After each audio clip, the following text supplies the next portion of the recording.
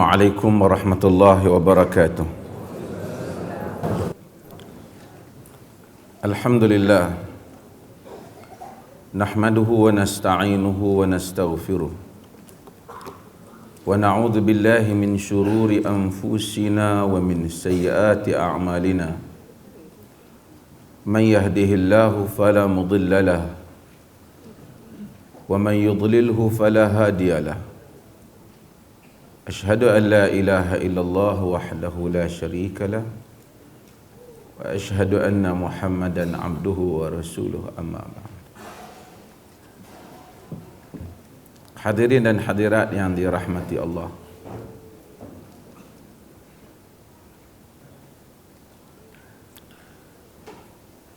Nabi SAW apabila baginda memulakan ucapan, baginda mengucap apa yang disebut sebagai al-khutbatul hajah. Khutbatul hajah ialah khutbah pemukaddimah kepada ucapan Nabi sallallahu alaihi wasallam. Nabi sebut man yahdihillah fala mudhillalah wa man yudlil fala hadiyalah. Sesiapa yang Allah Subhanahu wa taala menjadi pemberi petunjuk untuknya, fala mudhillalah, tidak ada orang yang dapat menyesatkannya. Sesiapa yang mana Allah sesatkan dia, maka tidak ada orang yang dapat memberi petunjuk kepadanya. Kemudian Nabi sallallahu alaihi wasallam bercakap, menerangkan tentang agama dan mengajak orang kepada agama. Mungkin orang akan hairan, bagaimana mungkin Nabi sallallahu alaihi wasallam dah bagi tahu Allah yang menyesatkan dan dia juga memberi petunjuk, kemudian kita nak bagi tahu kalau dah orang tu disesatkan oleh Allah, apa lagi boleh kita buat? Allah menyesatkan orang, Allah menyesatkan sesiapa yang Allah kehendaki, dan memberi petunjuk kepada sesiapa yang Allah kehendaki. Persoalannya, siapakah Allah kehendaki? Allah kehendaki memberi petunjuk kepada orang yang mahukan petunjuk, dan ada sebab musabab dia layak mendapat petunjuk. Allah Maha mengetahui, sebab itu adanya dakwah. Siapa yang Allah sesatkan? Orang yang layak untuk disesatkan. Allah mengetahui orang yang dia layak untuk disesatkan, dan Allah Azza wa Jal mengetahui juga siapa yang tidak mahukan petunjuk, sekalipun dia bapa saudara Nabi yang duduk dengan Nabi sallallahu alaihi wasallam. Dia tak nak, Allah tahu dia tak nak, Allah tak bagi pada dia. Maka ini, memahami hakikat ini membolehkan kita memahami banyak perkara dalam agama. Apa yang dinamakan ketetapan Allah, apa yang dinamakan qada dan qadar dan seumpamanya. Boleh masuk? Saya ingat kalau orang lelaki boleh bertolak ansur sebahagian, mungkin bagi perempuan yang ramai orang perempuan tak ada tempat duduk. Tak apa, insya-Allah kita nanti ke depan. Kerusi cukup.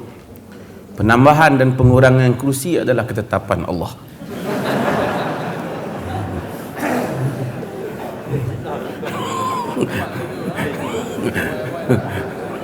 Tak, pasal kerusi nampak tak cukup.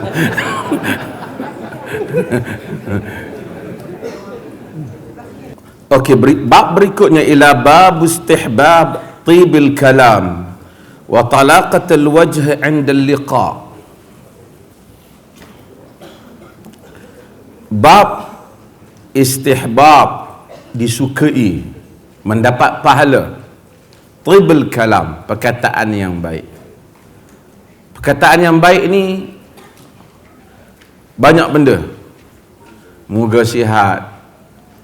Hatta bila kita sebut insya-Allah bagus, kita ziarah orang, insya-Allah sihat, kita tengok orang berniaga, insya-Allah Allah Ta'ala bagi rezeki. Tib, kalam-kalam yang baik, perkataan yang baik, dapat pahala. Kita tengok orang beli kereta baru, kita Masya Allah, moga Tuhan berkati. kalam yang baik. Orang dapat anak, kita Masya Allah, insya Allah jadi anak saleh. Kalam yang baik. Istihbab, padahal yang tu tak perlu belanja, tak perlu buat keluar RM50. Jumpa orang, Masya Allah baik. Orang beli baju baru, oh Masya Allah cantik, Alhamdulillah. Ini istihbab, benda yang disukai. Wa talaqatul wajh 'inda liqa, bermaksud wajah yang ceria, wajah yang suka, yang tersenyum apabila kita jumpa dengan orang. Kita tak masam, kita senyum dia. Khabar, dia pun baik. Dia kata, walaupun kita tahu no meaning, kadang-kadang tengok kita duduk sihat, duduk tengah lari, jogging, apa khabar, sihat, tak payah kita kata, kalau aku demam, aku tak lari kuat macam ni lah, kau tak payah tanya lah. Kita jangan jadi bodoh. Itu talaqatul wajh, maksudnya orang tanya, dia hanya bertegur siapa supaya dia dapat pahala. Tanda lagi, kalau tak tegur, dia kata sombong, lintas aku pun tak tegur. Bila dah tegur, macam tu pun kau nak tanya ke? Orang kita pergi pasar, beli apa? Takkan aku beli kereta pula, aku beli ikan lah, aku datang pasar. Tak, kita tak kata hal itu sebab kerana kita tahu, kita pun tak nak tahu dia beli apa sebenarnya. Tapi kita tak ada modal nak cakap dengan dia, apa khabar, beli apa tu. Kadang-kadang dia bagi tahu beli apa pun kita tak ingat. Tapi supaya kita bertegur siapa, dia tahu kita sebut dia, kita baik dengan dia. Talaqatul wajh maksudnya. Bahawa ini dapat pahala. Dan kita janganlah jadi literalis sangat dalam hidup kita ni. Sebila orang tegur kita, tanya, Allah, dah pergi kedai beli apa lagi? Kita tak payah. Kita cakap benda yang kita tahu orang itu ingin bertegur siapa.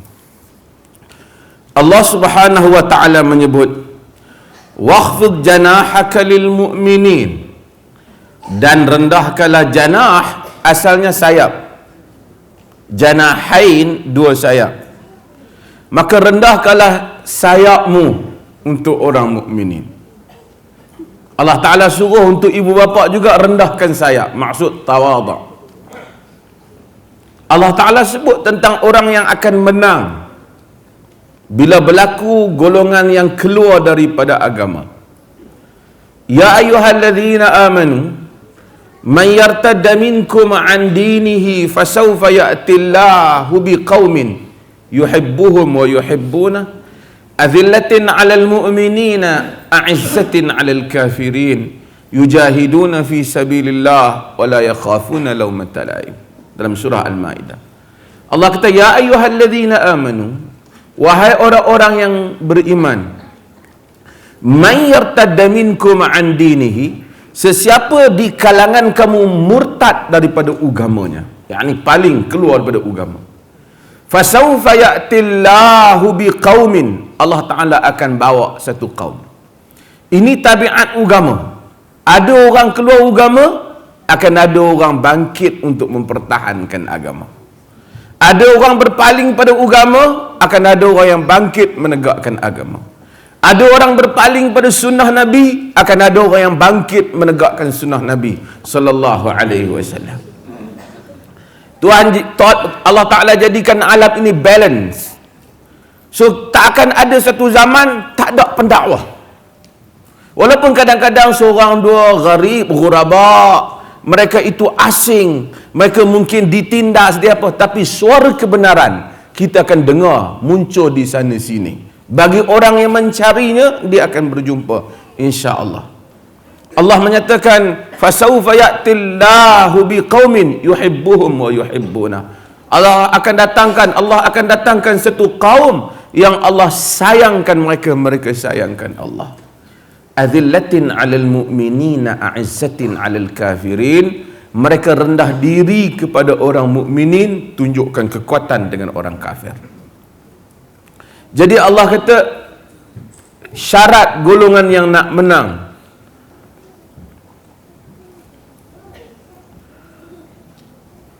boleh masuk ya. Syarat golongan yang nak menang apabila berlakunya gerakan keluar daripada agama, Banyak syarat dia, salah satunya para pejuang itu azillatin 'alal mu'minin, rendah diri dengan orang mukminin. Allah kata pada wakhfid janahaka lil mu'minin, dan rendahkanlah sayapmu kepada orang mukminin. Walau kunta faddan ghalidhal qalb lan faddu min hawlik. Ini dalam surah Ali Imran, ayatnya daripada awal ialah Allah Subhanahu wa taala menceritakan tentang orang Islam, sahabat Nabi sallallahu alaihi wasallam, para sahabat yang tewas di dalam peperangan Uhud. Peperangan Uhud, Nabi dah atur peperangan itu. Ada pasukan rumah, mereka patut duduk atas bukit, jangan turun. Nabi kata, kamu tengok apa pun kamu jangan turun pada bukit ni. Pusingan awal oleh kerana tentera Islam nampak menang, jadi mereka turun daripada bukit rumah yang di sebelah bukit Uhud. Tuan-tuan pergi ke Madinah, tuan-tuan akan tengok ada bukit Uhud. Nabi sayang kepada bukit Uhud. Nabi pernah naik atas bukit Uhud. Uhud bergegar. Nabi suruh, usbut ya Uhud, tetap wahai Uhud, fa inna alaika nabi was-siddiq wa syahidan, karena di atas kamu ada Nabi, seorang Siddiq, iaitu Abu Bakar Siddiq, dua orang syahid, iaitu Umar dan Uthman. Allah Azza wa Jal sebut tentang perang Uhud sebab orang Islam, tentera pemanah yang Nabi amanahkan berada di atas bukit, mereka telah turun daripada bukit Uhud bila mereka tengok nak menang. Dan kita tahu Khalid Al-Walid pantas, dia telah pusing bukit Uhud dengan pantas, akhirnya dia telah berada di belakang tentera Islam. Asalnya tentera Islam face to face, tapi bila Khalid tak terlibat masa peperangan awal, dia tengok saja. Bila dia tengok mereka turun daripada bukit, dia tahu mereka dah tak boleh nak counter back kalau sekiranya orang serang daripada belakang. Khalid dengan begitu pantas tentera dia pusing bukit Uhud. Khalid dalam rekod dia memang dia pantas, sebelum Islam lagi memang dia pantas. Dan kita tahu pada zaman Abu Bakar Siddiq, ketika dia berada di Iraq, Khalid Al-Walid dia dihantar menjadi panglima perang di Iraq. Pada musim haji, dia pernah naik kuda daripada Iraq dengan pantas hadir ke Arafah. Tanpa tentera yang sedang bersiap sedar bahawa ketua mereka tak ada. Kan haji sekejap je kan. Dia datang Arafah, kemudian dia di Mina, kemudian berapa 3-4 hari dia terus. Dan berita itu sampai kepada Abu Bakar Siddiq.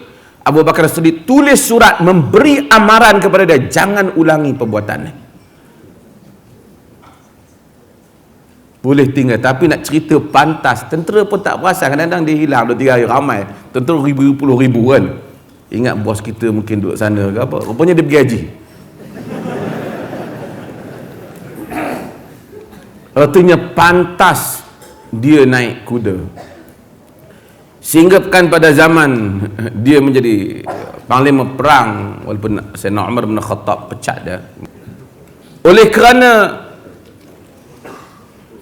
peperangan itu telah tewas disebabkan orang Islam tak dengar cakap Nabi SAW sebagai insan. Dia Nabi, betul. Nabi SAW dia kata, innama ana bashar. Dalam hadis Nabi kata, innama ana bashar, aghdab kama yaghdabul bashar wa arda kama yardal bashar. Sesungguhnya aku ini manusia. Dia Nabi betul, basyaran yuha ilayya, manusia yang Allah wahyukan, dia Rasul betul. Sesungguhnya aku ini manusia, kata Nabi. Aku marah macam mana orang marah, dan aku redha macam mana orang redha. Fa ay rajulin minal muslimin, Allah kata, Nabi doa, Allahumma innama ana bashar. Ya Allah, aku ini manusia. Aku marah macam manusia marah. Aku redha macam manusia redha. Fa ayyu rajulin minal muslimin sabbabtuhu aw la'antuhu aw jalattuhu faj'alha lahu zakatan wa rahmah. Ini dalam hadis Muslim. Nabi kata, wahai Rasulullah, Rasulullah kata, ya Allah, aku ini manusia, aku marah macam manusia marah, aku redha macam manusia marah. Mana-mana orang Muslim yang mana aku ini laknat dia ataupun cerca dia, Nabi bukan kaki pelaknat, tapi manusia kadang-kadang mungkin terlepas. Dia beza dengan kaki laknat dengan terlaknat. Dia beza dengan termaki dengan kaki maki. Kaki maki 24 jam. Duduk dengan dia mesti ada orang yang termaki. Ni dalam setahun, 2 tahun mungkin sekali kita dengar, ataupun 2-3 tahun sekali dia terlepas. Artinya yang tu bukan kaki, bukan la'anan, dia panggil, bukan kaki laknat. Bukan sababan, maksud kaki maki orang. Nabi kata, mana-mana orang yang aku sabab tu au jalat tu, aku cerca dia, aku pukul dia, faja'alha lahu zakatan wa rahmah. Ya Allah, jadikanlah untuk dia itu satu kebaikan. Zakat ni satu benda yang kesuburan untuk hidup dia, dan rahmah, satu rahmat untuk dia. Hatta Nabi doa. Apatah lagi kita kadang-kadang kita marah ke anak kita pun kadang-kadang kita kata ke dia, hang ni memang tak guna betul ya. Pasal anak kita tak betul kata macam tu. Tapi oleh kerana Nabi sendiri doa, maka kita pun doa. Ya Allah, kalau ada mana-mana orang aku terlepas cakap, terkata kat dia, jadikanlah ni doa kebaikanlah untuk dia. Nabi rahmat. Nabi kata, ana bashar, innama ana bashar, aku manusia. Apabila perang Uhud berlaku dan sahabat langgar, bukan senang, bukan langgar tu setakat kalah harta rampasan perang. Gigi Nabi patah, pipi berdarah, ramai sahabat yang terbunuh. Dan orang yang Nabi sayang, siapa dia? Hamzah, syahid. Perasaan Nabi sedih dan sangat kecewa dengan para pemanah tu utamanya. Nabi kata jangan turun. Dan mereka turun pun bukan ada satu alasan, kerana mereka tengok harta rampasan perang sedang diambil. Pasal zaman dulu perang, orang bawa harta rampasan perang supaya bagi semangat. Dia bawa semua. Kalau dia bawa anak bini dia juga kadang-kadang, kerana dia tahu kalau kalah dengan bini-bini terbang. Jadi dia semangat perang, dia bawa harta dia bawa. Tapi bila turun, bila perang, Nabi sahabat yang duduk di atas bukit tengok sahabat-sahabat lain yang di barisan depan ni dah duk ambil dah. Dia orang, kita duduk apa lagi ni kat atas ni, turun dah. Bos dia kata jangan turun, Nabi tak bagi. Perang dah habis dah, diturun. Maka Khalid pun counter daripada belakang dan mereka tewas, mengecewakan. Allah Subhanahu wa taala pujuk Nabi. Allah kata fabima rahmatan minallah linta lahum walau kunta faddan ghalidhal qalb. Ni ayat ni. Walau kunta faddan ghalidhal qalb lan faddu min hawlik. Sambung ayat tu, fa'fu anhum wastaghfir lahum wasyawirhum fil amr. Allah kata dengan rahmat Tuhan, linta lahum, engkau lunak kepada mereka. Walau kunta faddan ghalidhal qalb, jika kau keras, kasar dan keras. Dia orang memang dah buat salah, tapi ada beza antara orang yang buat salah kerana memang dia mencari kesalahan untuk buat, dengan orang yang telah tersalah. Hak ni kita kena beza selalu. Kawan kita yang memang nak cari kebenaran, tapi satu hari dia bertindak satu tindakan yang salah, tapi kita tahu tujuan dia nak cari yang betul, tapi dia silap. Ataupun dia sangka dia tak salah, rupanya dia salah. Kita tak boleh layan dia macam kita layan musuh Islam. Kita tak boleh samakan dia dengan musuh Islam. Kita kena tahu ini orang kita, ini saf kita, ini jamaah kita, ini umat kita, ini orang yang nak kebaikan. Tapi dia dah silap. Allah kata, walau kunta fadhal ghalidhan qalb, jika kau kasar dan kau keras hati, lan faddu min haulik, nescaya mereka akan lari daripada sekelilingmu, mereka akan tinggalkan perjuangan. Fa'fu anhum, Allah kata maafkan mereka. Wastaghfir lahum, minta ampun untuk mereka. Tuhan Maha Pengampun. Tuhan suruh Allah ampun terus je lah. Tapi dia suruh Nabi sebagai leader, dan kita juga akan jadi leader. Kita juga mungkin jadi leader, dan kita kena belajar benda yang sama. Kita pun minta Allah ampun dosa kita dan dosa orang-orang yang mengikut kita dalam kerja buat kita. Fa'fu anhum wastaghfir lahum wasyawirhum fil amr, dan bermesyuaratlah mereka di dalam urusan. Padahal memang dah meeting, dia orang dah langgar meeting. Tapi Allah tak kata tak guna meeting yang buat-buat ni. Dah. Oleh kerana meeting satu benda penting, mesyuarat benda penting, maka Allah kata wasyawirhum, bermesyuaratlah dengan mereka di dalam urusan. Fa iza azamta fatawakkal 'ala Allah, bila kau dah azam satu benda, kau tawakal dengan Allah.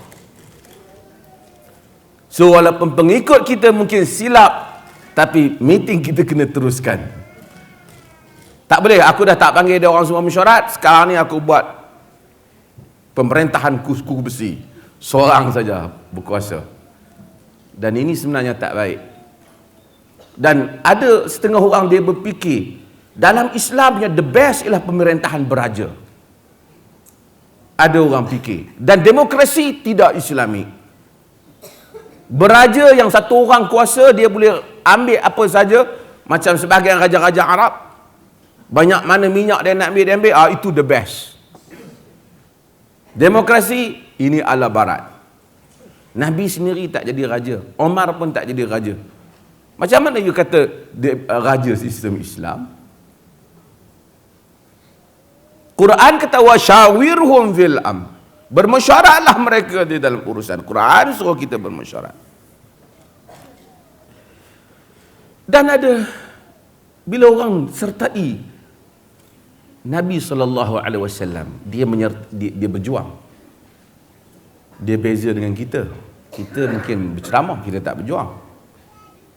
Nabi dia mengatur urusan, terpaksa berhadapan dengan perjuangan. Bila berhadapan dengan perjuangan, ada pengikut. Bila ada pengikut, ada kerenah pengikut. Jadi selebriti dakwah senang. Masuk dalam TV, rakaman, cakap, balik, ambil duit, balik, tidur. Apa you nak jadi, you jadi. Cuma saya punya payment jangan miss.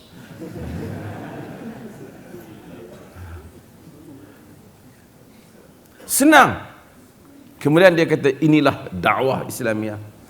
Alangkah indahnya jika itu dakwah. Dakwah. Sebab itu kita tak, orang yang bergerak di medan, orang yang menyusun urusan, orang yang cuba, orang yang akan buat, bukan sekadar bagi tahu. Semua orang bagi tahu. Kadang-kadang orang, sebab tu saya sebut, oleh kerana dakwah perlukan skill, saya setuju. Tapi ia bukan satu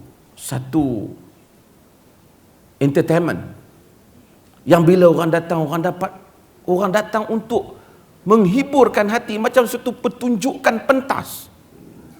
Sebab maka pendakwah terpaksa fikir, lawak tu kemarin buat dah, yang bawa baru apa dia aku nak buat pula. Dia terpaksa fikir, habis dia baca Quran, dia terpaksa menyanyi Hindustan. Sebab dia dah saya cakap Papua New Guinea. Saya bukan komplain, saya komplain. Saya komen. Saya kata bahawa bukan salah, tapi kita mesti betul. Kadang-kadang sehingga semua benda, akhirnya apa yang orang dapat daripadanya, dia tak dapat ilmu apa, dia tak dapat pengetahuan apa. Nabi menggerakkan perjuangan. Bila dia menggerakkan perjuangan, dia bukan saja ada masalah dengan ceramah, dia masalah dengan pengikut, masalah dengan strategi, masalah kegagalan pengikut memenuhi strategi. Dia dah buat betul, pengikut pula langgar. Dan akan ada mainan perasaan dan macam-macam lagi. Allah kata wa ka'ayyin min nabiyyin qatala ma'ahu ribbiyuna katsir fama wahanu lima asabahum fi sabilillah wa ma dha'afu wa mastakanu wallahu yuhibbus sabirin. Allah kata betapa banyak para nabi qatala ma'ahu ribbiyuna katsir, yang berperang bersama dengan para nabi, yang berjuang bersama dengan para nabi. Ribbiyuna katsir, orang-orang atqiya, orang-orang saleh, para ulama, juga orang-orang para pengikut yang ramai yang berperang bersama dengan nabi. Fama wahanu lima asabahum fi sabilillah. Mereka tidak wahan, mereka tidak rasa lemah di atas apa yang menimpa mereka pada jalan Allah. Wa ma dha'afu, dan mereka tidak dhaif. Ulama tafsir bahas, apa beza wahan dengan dhaif ni? Mereka kata, sebahagian ulama kata maknanya sama, tapi wahan kemungkinan kelemahan pada perasaan. Bila orang tindas kita, orang kritik kita, kita dakwa, orang kutuk kita, orang pertikaikan kebenaran yang kita bagi tahu, kita wahan. Kita rasa, ya Allah, aku cakap betul pun dia orang kata juga. Kemudian orang sekat kita, orang tak bagi kita, mungkin kalau kita berniaga, orang ganggu perniagaan kita. Fama wahanu, Allah kata mereka tidak wahan apa yang menimpa mereka, dan mereka tidak lemah. Dha'afu, lemah pada jasad. Wa mastakanu, Tuhan kata mereka tidak menyerah kalah. Wallahu yuhibbus sabirin. Allah sukakan orang yang sabar. Sebab tu Allah pilih mujahidin. Siapa yang mujahid pada jalan dia,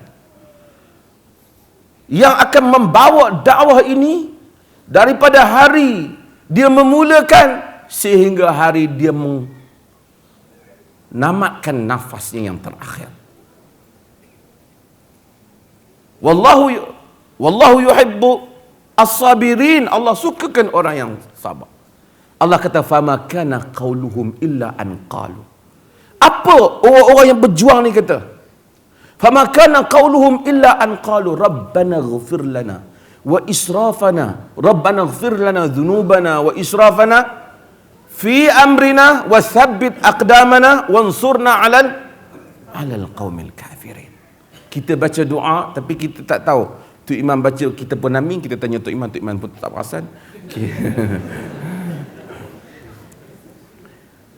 Tapi ini doa pejuang. Doa ni doa pejuang. Bukan doa orang duk balik tidur. Doa pejuang. Rabbana ghafir lana dhunubana. Ya Allah, ampunlah dosa kami. Dosa kami dalam perjuangan ini, yang mungkin kadang-kadang kami rasa lemah, kami rasa ighfir lana dhunubana. Wa israfana fi amrina, berlebih-lebihan kami dalam urusan kami. Bila kita berjuang, kadang-kadang kita terlebih. Mungkin kadang-kadang tak patut buat macam tu, kita terlebih pergi buat macam tu. Mungkin tak patut kita kata macam tu, tapi kita marah, kita kata benda macam tu. Allah kata kita minta Allah ampun dosa kita, dan berlebih-lebihnya kita dalam urusan kita. Allah kata kemudian wasabbit aqdamana, tetapkan langkah kami. Dan ini penting, istiqamah. Ramai orang dia kadang-kadang main mengaji lah, tak berjuang lagi. Main mengaji 2 tahun, 3 tahun hilang. Tapi tak apa, tahun ke-6 main balik. Wasabbit aqdamana, tetapkan langkah kami. Wansurna 'alal qaumil kafirin, dan menangkan kami di atas orang-orang yang kafir. Allah kata fa'atahumullah thawabad dunya wa husna thawabal akhirah wallahu yuhibbul muhsinin. Allah kata Allah datangkan untuk mereka sawab dunia, balasan dunia. Di dunia walaupun ramai duat, orang tangkap, orang macam-macam, tapi nama mereka disebut dengan harum. Orang kata da'i, menghadapi ujian dalam perjuangannya. Husna sawabad dunya wa husna sawabal akhirah, dan Allah Ta'ala sawabad dunia wa husna sawabal akhirah, balasan di dunia dan husna sawab, sebaik-baik balasan, balasan yang baik di akhirat. Mudah-mudahan Allah Azza wa Jalla. Okey, maka ini kenapa Allah Azza wa Jalla mengajar Nabi SAW supaya jangan keras hati, kerana di kalangan orang yang berjuang mereka ada. Dan sebab tu kita berdoa kepada Allah Azza wa Jalla selalu, Rabbana la tu'akhidna in nasina au akhtana. Nabi lagi doa, kita kena doa. Tu bacaan tahlil. Dulu Pak Ayah jadi tekong.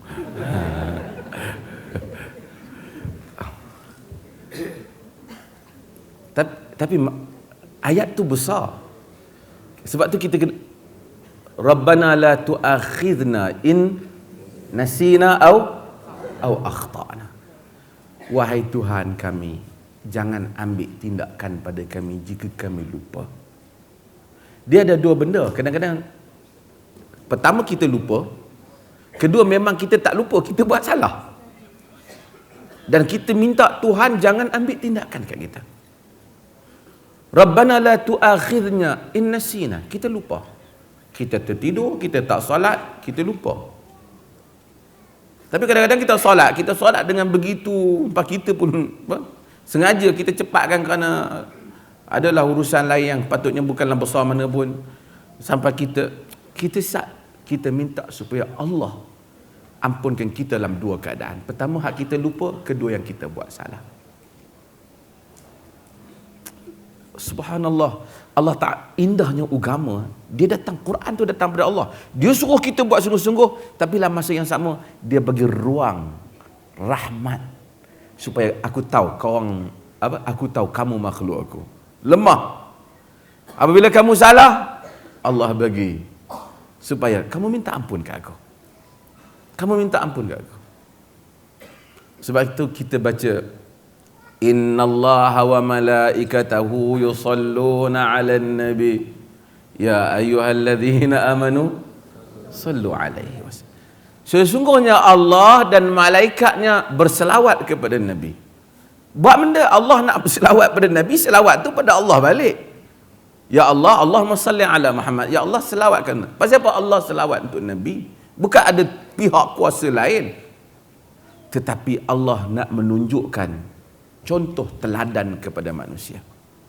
Bila dia suruh kita berselawat pada Nabi, dia kata, Allah kata, aku selawat dulu, kamu selawat. Yang ni dia kata, sebab itu kita berakhlak dengan akhlak Allah Azza wa Jal. Allah itu sabur. Dia sabar dengan hamba. Banyak benda kita buat, dia tak ambil tindakan. Kita kena sabar. Dia Rahman, dia Rahim. Kita juga kena penyayang. Disuruh kita takhallaqu bi akhlaqillah, berakhlaklah kamu dengan akhlak Allah Azza wa Jal. Dia suruh kita selawat pada Nabi. Dia tunjuk contoh, dia selawat dulu pada Nabi. Maka dia kata, innallaha wa malaikatahu yusalluna 'alan nabi. Sesungguhnya Allah dan malaikatnya berselawat pada Nabi. Wahai orang beriman, kamu selawat. Bukan kerana Nabi ada pihak lain untuk Allah please, tetapi Allah yang maha tinggi. Tapi dia nak tunjuk, bila aku ada benda aku suruh hamba aku buat. Keindahan agama. Supaya manusia sentiasa rasa agama ini sangat kuat hubungannya antara makhluk dan Tuhan. Antara makhluk dan Tuhan. Wa an Adi bin Hatim radhiyallahu anhu qala Rasulullah sallallahu alaihi wasallam, ittaqun nar walau bisyiqqin tamrah. Faman lam yajid fa bi kalimatin thayyibah. Nabi daripada Adi bin Hatim At-Tai. Adi bin Hatim adalah dulu dia Kristian, dia masuk Islam. Dia datang jumpa Nabi sallallahu alaihi wasallam daripada kabilah Tai. Dia dipakai. Dia datang jumpa Nabi, Nabi baca firman Allah Ta'ala pada ittakhudhu ahbarahum wa ruhbanahum arbaban min dunillah.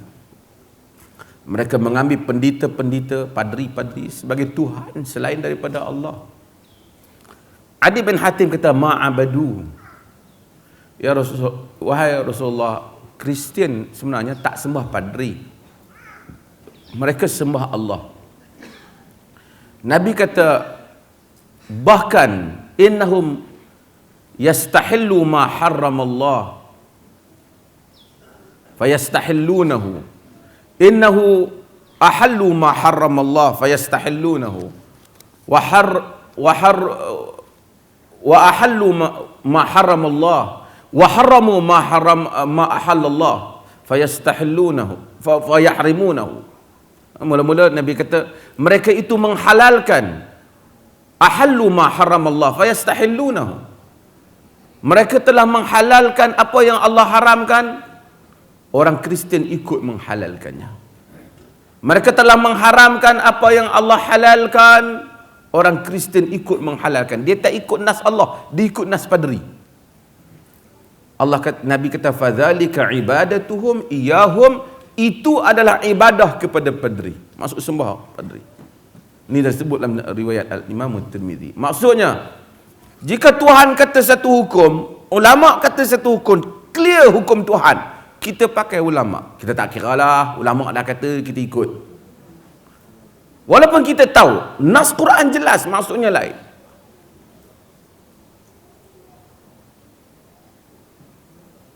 Sebaliknya juga sama. Benda yang Allah haramkan, mereka halalkan. Benda yang Allah halal, mereka haramkan. Kita ikut pendapat, sedangkan kita tengok nas jelas. Hujah nas juga jelas. Dan setiap zaman tak sunyi daripada alim ulama lain yang menerangkan makna yang sebenar. Kita ikut. Nabi kata, fadzalika ibadatuhum iyahum. Macam tu sama dengan makna kamu sembah dia. Sebab kamu patut follow, ikut Allah Ta'ala. Sekarang kamu dah ikut dia. Itulah maksud kamu mengambil padri, pendeta sebagai Tuhan. Adi bin Hatim riwayat, sami'tu Rasulullah sallallahu alaihi wasallam yaqul. Dia mendengar Rasulullah kata, ittaqun nar walau bisyiqqin tamrah. Kamu takutlah neraka walaupun sepotong daripada, potongan daripada tamar. Fa illam yajid fa bi kalimatin thayyibah. Jika kamu tak dapati, maka hendaklah dengan kalimah yang baik. Banyak benda boleh halang kita daripada neraka. Kadang-kadang ada orang nak buat zalim, kita kata jangan zalim orang itu, awak tak baik menzalimin dia. Nabi kata mungkin dengan hanya satu kalimah selamatkan seorang daripada neraka. Mungkin orang tak buat zalim, kita bagi satu perkataan menyebabkan orang buat zalim ke orang. Mungkin dengan hanya sepotong kalimah, kata Nabi, yang la yulqil bal, dia tak fikir pun, dia terjun ke dalam neraka, lebih dalam daripada bintang Suraya.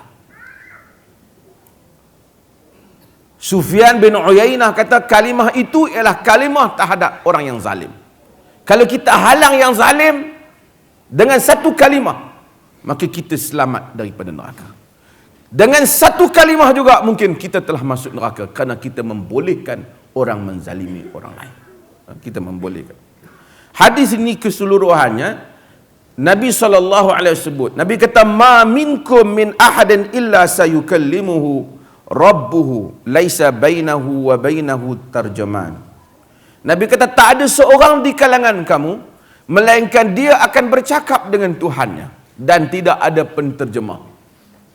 Jangan kita nak tanya pula, habis itu macam mana kita nak belajar bahasa Tuhan? Allah Ta'ala dia merentas. Tuhan ni hakikatnya Tuhan tak perlukan bahasa. Bahasa ni makhluk. Perkataan pertama, perkataan kedua, perkataan ketiga, huruf pertama, ini makhluk.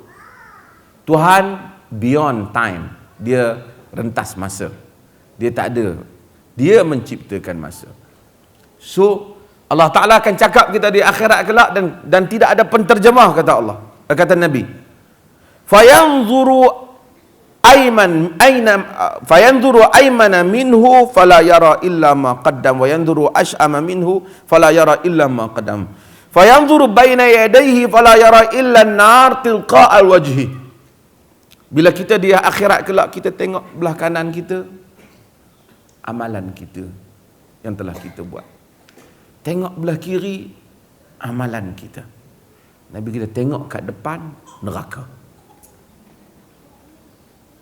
Sahabat gusar dengar. Dan kita juga. Nabi kita hakikat. Sebenarnya kita dengan benda ni bukan jauh pun. Hanya dengan satu benda je. Malaikat tarik nyawa, malaikat maut tarik, kita pergi ke situ. Tengok kanan, amalan kita. Tengok kiri, amalan jahat kita. Tengok hadapan, neraka. Kemudian Nabi kita, fattaqun nar walau bisyiqqin tamrah. Maka kamu takutlah neraka walaupun dengan sepotong daripada kurma. Kalau kamu sepotong kurma pun tak ada, ataupun kamu tak dapat sediakan satu potong kurma untuk selamatkan kamu daripada neraka, faman lam yajid fabi kalimatin tayyibah, maka siapa yang tak ada kurma tu, maka gunakanlah perkataan yang baik. Perkataan yang baik, Assalamualaikum, perkataan yang baik. Apa khabar? Sihat, perkataan yang baik. Jumpa orang, tanya, awak buat apa makan dah hari ni? Kita tahu, kita pun tak, macam saya kata, tak perlu tahu dia makan ke tak. Tapi sahajalah, dah tak tahu benda nak cakap dengan dia. Cakap topik tinggi-tinggi, dia orang biasa. Dia kata,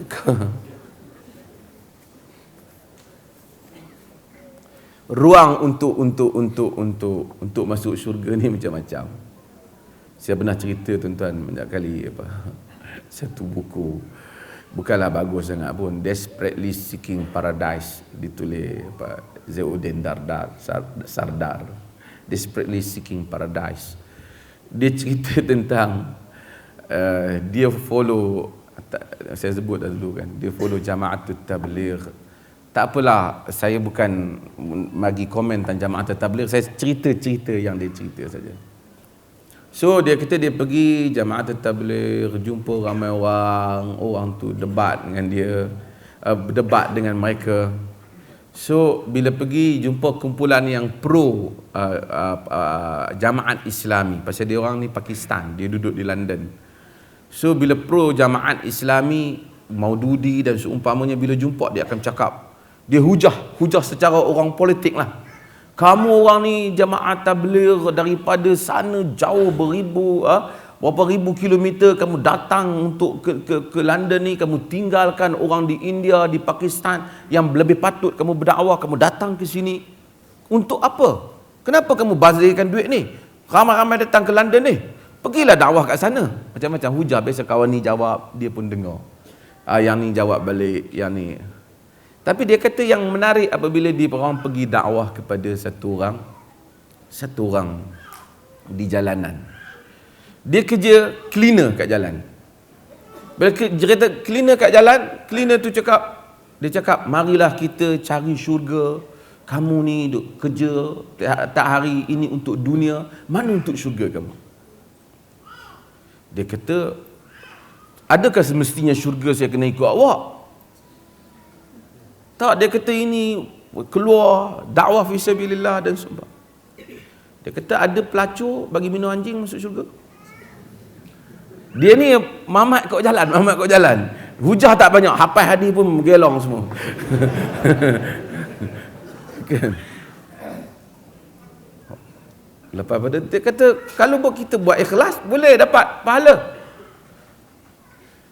Waktu dia ni pun yang jamaah yang Amir ni baca kat dia tentang Nabi sebut malaikat Jibril datang, kemudian cerita tentang iman, berapa iman tu beriman dengan Allah hari kiamat, dan kemudian cerita banyak benda. Lepas tu dia kata, tapi aku pernah dengar Nabi juga cakap iman tu banyak cabang, salah satu cabangnya ialah imatatul adza anit tariq, buang benda bahaya daripada jalan. Aku tak hari sapu. Takkan iman aku tak naik, tak meningkat. Ke hadis yang berikutnya, wal kalimatu thayyibatu sadaqah.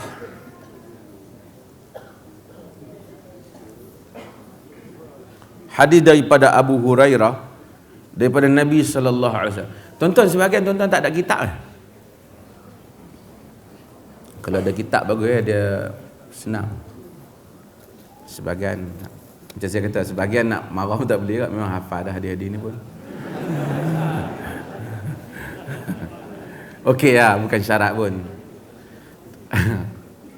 Bukan syarat nama esok tak boleh datang kan. Ustaz tak bagi kita mai pasal kita tak ada kitab. Al-Imam An-Nasa'i, Imam Nasa'i, imam besar dalam hadis.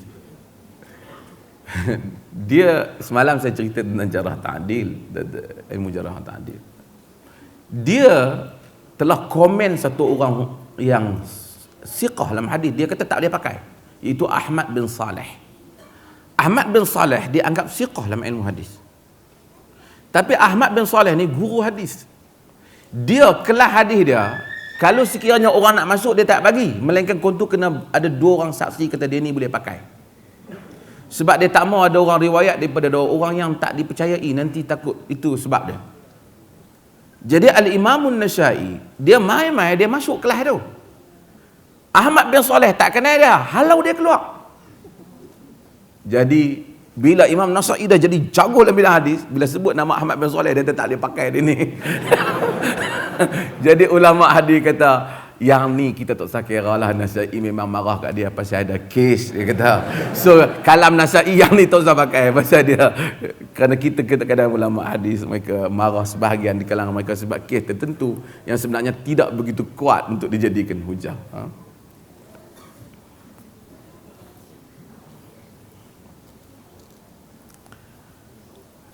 Daripada Abu Hurairah radhiyallahu an, Nabi menyebut wal kalimatut thayyibah sadaqah. Ni hadis ni sebenarnya hadis Nabi yang panjang. Nabi sebut kullu sulama minan nas alaihi sadaqah. Setiap potongan badan kita ni, tulang-tulang belulang kita ni, kita wajib bagi sedekah.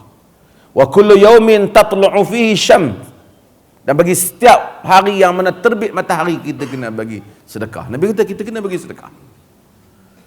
Ta'dilu baina itsnaini sadaqah, kita damaikan 2 orang yang berkelahi, sedekah.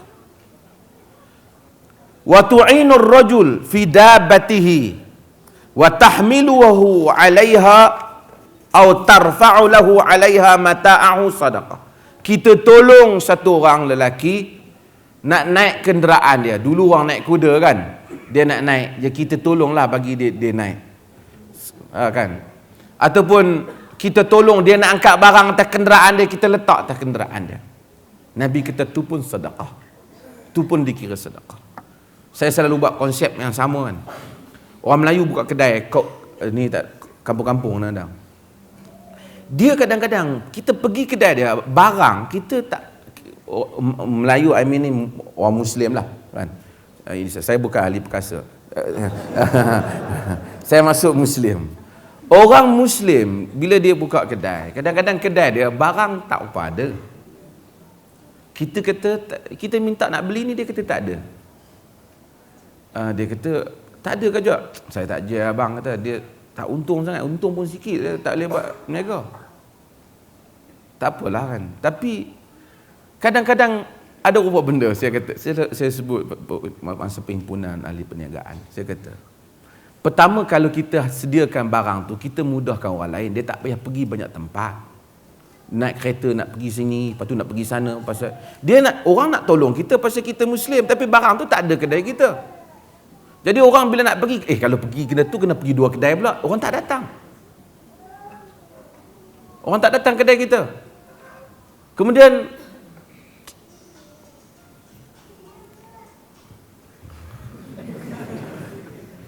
tutup handphone pun sedekah.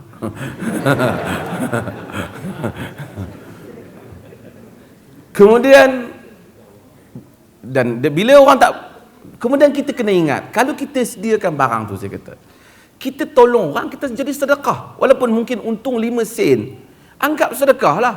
Dan Allah Ta'ala tolong dengan cara orang senang datang kedai kita. Orang tak payah fikir nak pergi kedai tu, tak nak naik kereta pergi kedai ni, tak lama musim subsidi kena potong ni, jadi minyak kereta habis. Jadi orang nak pergi satu tempat. Sebab tu konsep orang, kenapa kita nak pergi Tesco, sebut Tesco lah, tapi tak apalah, buat contoh pasar raya besar. Kenapa kita pergi? Sebab kita rasa kita tak payah pergi banyak tempat.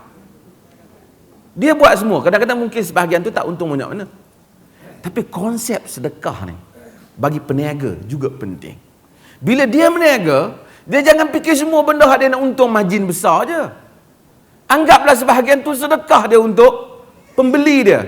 Wa tu'inur rajul ala dabatihi sadaqah. Dia tolong kat barang pun sedekah. Tolong orang tak payah pergi kedai lain. Mari kedai kita pun sedekah. Nanti orang belilah barang-barang yang lain. Nabi ajar satu benda yang penting. Kemudian Nabi kata, wal kalimatu thayyibah sadaqah. Dan kalimah yang baik sedekah. Ini pun juga banyak. Kita dan juga orang meniaga. Kita pergi, Assalamualaikum bang. Kita masuk kedai, Assalamualaikum. Salam. Dia duduk. Nak lihat apa? Kita tengok pun takut. Macam dia tengok kita. Macam kita nak mencuri.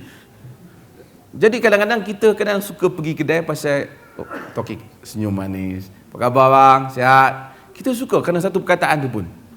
Kalimah taibah, sedekah. Nabi suruh satu sedekah kita dapat pahala. Kedua, dia tausiqkan, dia strengthen hubungan kemanusiaan.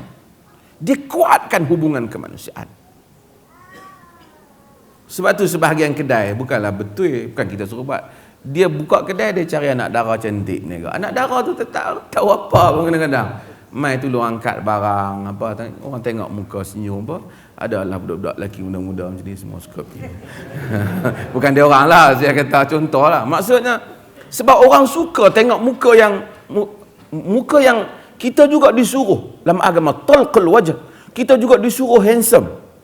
Dah tak handsome bukan kata pergi buat pembedahan plastik apa. No. Tapi agama suruh. Nabi kata innakum qadimuna ila ikhwanikum fa aslihu libasakum wa rihalakum hatta takuna ka'annakum syamatan bainas nas. Dalam hadis riwayat Abu Daud, kamu datang jumpa saudara-saudara kamu, fa aslihu libasakum wa rihalakum, perelokkan kenderaan kamu dan pakaian kamu sehingga kamu nampak tertonjol di kalangan orang ramai.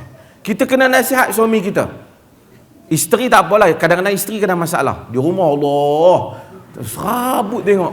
Di luar ni, yang tu yang suami pergi kahwin lagi 3-4. Dah, sebenarnya yang kahwin 3-4 tu bukan salah isteri. Memang suami memang perangai macam tu pun.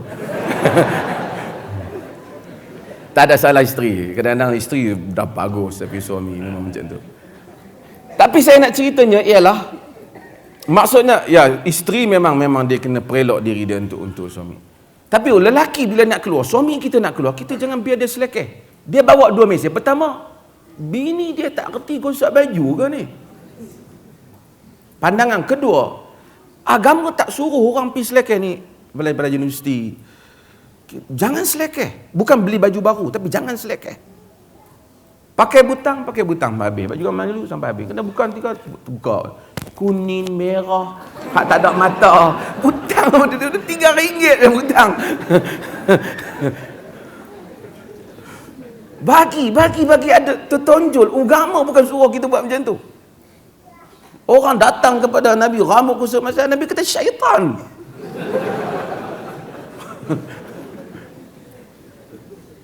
Datang ikut pakaian kita. Tu saya kata pakai kopiah, okey, tak mau pakai pun tak apa. Pakai kopiah yang bersih. Kopiah RM3 nak rendam kan klorok. Pakai kopiah daripada kopiah putih sampai kopiah putih belang kuning.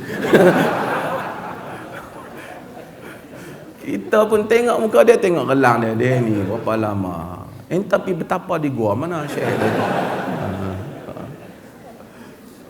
Saya suka, saya pergi luar negara, saya jumpa budak Malaysia, dia kadang-kadang pergi semayang subuh pagi-pagi kan dia.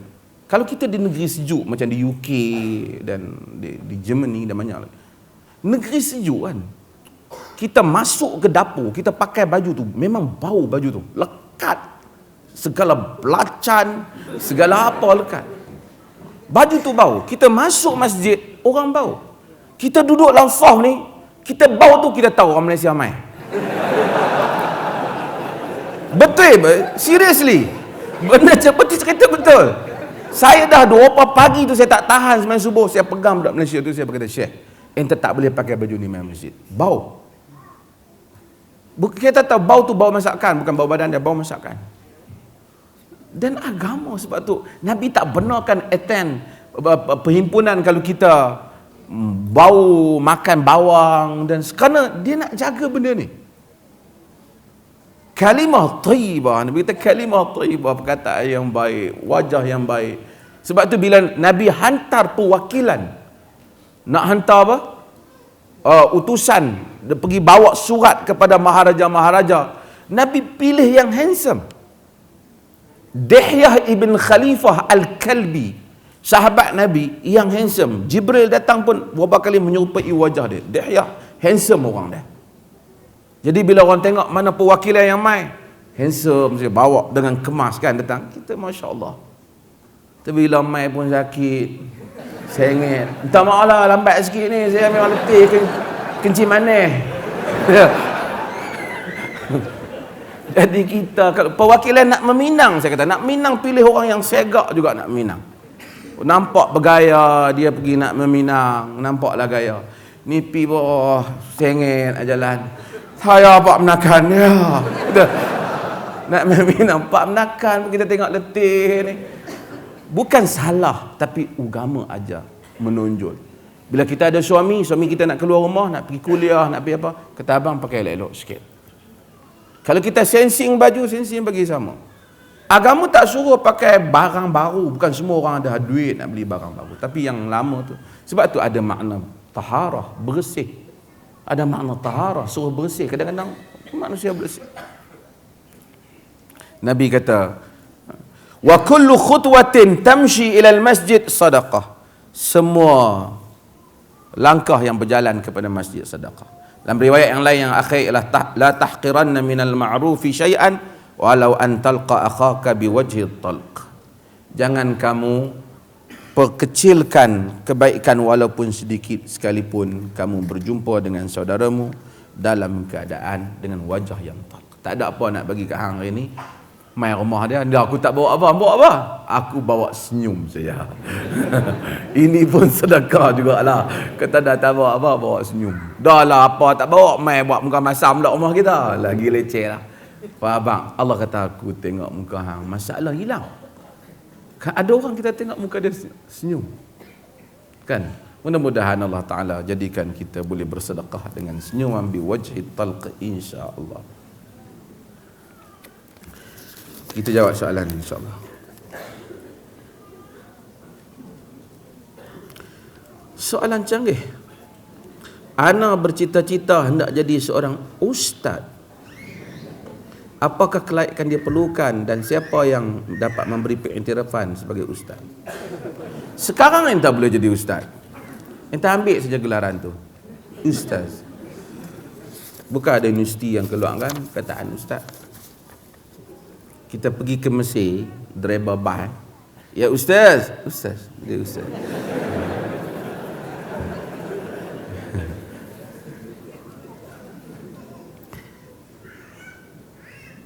Kalau kita ada anak, apa cita-cita kita beranak? Kita tak tahulah anak kita nak jadi apa. Tapi kita harap dia jadi satu lah. Kita harap dia jadi orang soleh.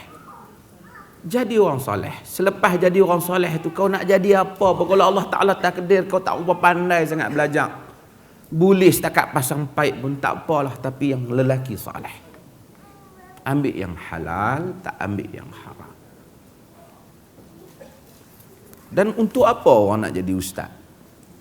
Kalau dia nak jadi ustaz kerana dia dapat mengajar manusia kebaikan, mudah-mudahan insya-Allah ramai orang boleh mengajar manusia kebaikan. Tapi kalau jadi ustaz, kerana ustaz sekarang ni popular, ramai peminat, senang menikah baru dan kemudian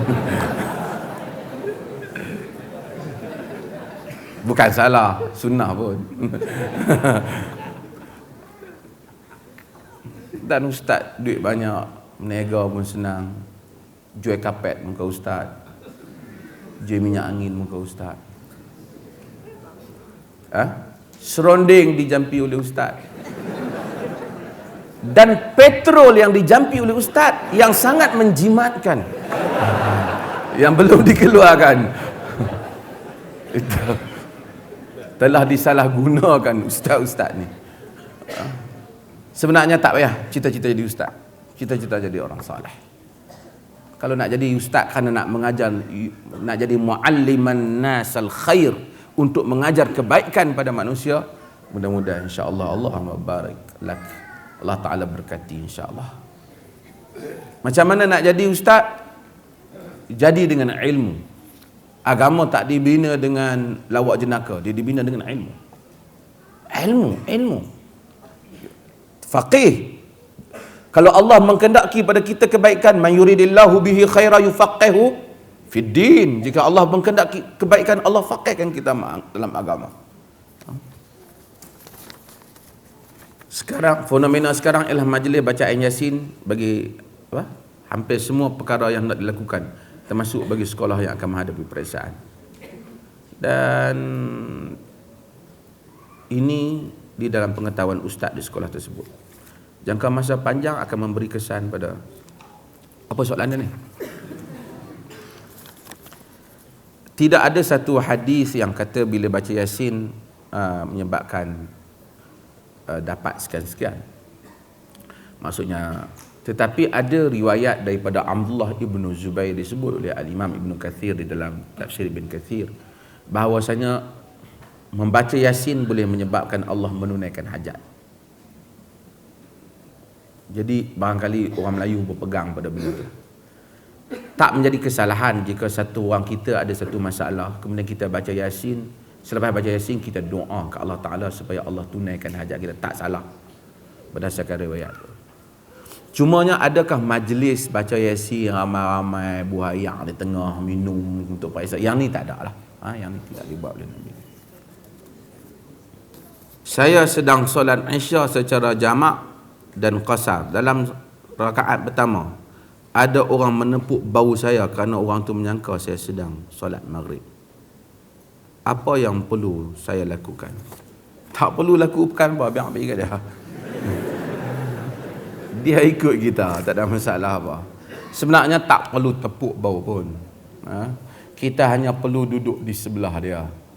Ataupun dia tahulah kalau kita seorang dan kemudian kita nak ikut imam lagi seorang, kita berada di sebelah kanan imam.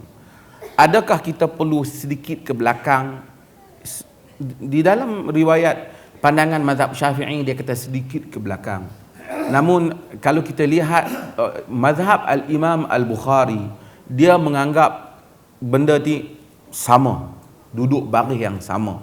Di atas hadis Ibnu Abbas yang salat di rumah Maimunah, dalam riwayat oleh Al-Bukhari juga, bahawasanya apabila dia nak salat, dia nak ikut Nabi, diikut di belah kiri, faja'alahu an yaminih. Nabi jadikan Ibnu Abbas duduk belah kanan, sama dengan Nabi SAW.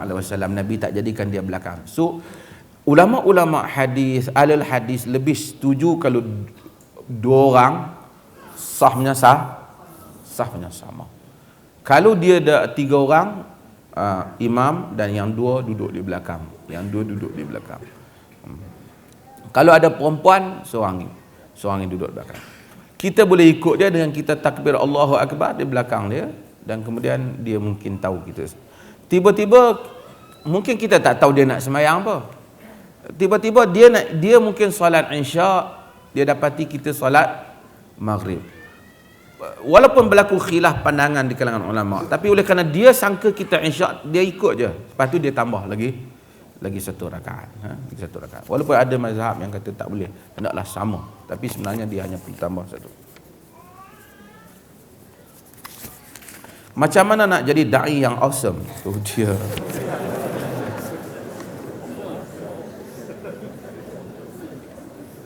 Ada soalan.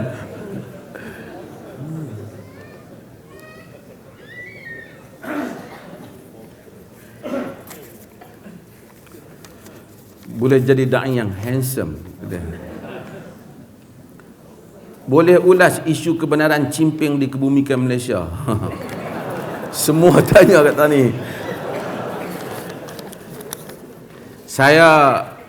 Saya bagi pendapat saya beberapa hari lepas, orang tanya banyak kali lah pasal cimping ni. Saya pun tak tahu pasal apa. Tapi saya kata sebelum ni, saya kata bahawasanya kenapa nak bawa balik dia? Tak ada keperluan. Cuma bila ada orang kata Tan Sri Rahim Noor kata ada perjanjian. Kalau ada perjanjian tak apalah. Ada perjanjian, manusia terikat dengan perjanjian. Tapi kalau pada asasnya pada saya dia tak perlu balik. Tak ada apa, kenapa orang nak pejuang dia buat balik? Walaupun orang kata cimping, saya tak tahu. Tapi saya cakap panjang lah tentang cimping ni. Mungkin tuan-tuan boleh baca sebahagian penulisan. Memang ada orang, apa justifikasi cimping untuk banyak peristiwa-peristiwa bintang 3 berlaku membabitkan pembunuhan ramai orang masyarakat Melayu, Muslim dan seumpamanya. Walaupun mungkin asasnya dia marah dekat Jepun dan katanya dia marah Jepun dan British. Tetapi dia juga telah membuat tindakan-tindakan gerila yang telah memusnahkan orang-orang kampung. Yang mungkin dia tuduh mereka tali barut Jepun dan seumpamanya. Jepun ada masalah dengan China ketika itu. Tuan-tuan boleh baca sebahagian novel Penyeberang Sempadan karya Anwar Ridwan, sebut tentang banyak juga benda menarik hal ni. Tapi saya rasa bukan satu perjuangan lah. Tapi kalau kerajaan dah ada perjanjian, ikut perjanjian. Apa hukum agama? Tak ada hukum apa. Dia ikut dia nak tanam mana. Dia mati bakar tu pun tak betul ya. Apa nama seorang penulis apa, dia tulis cimping mati pada 16 hari bulan September ialah ketentuan Tuhan.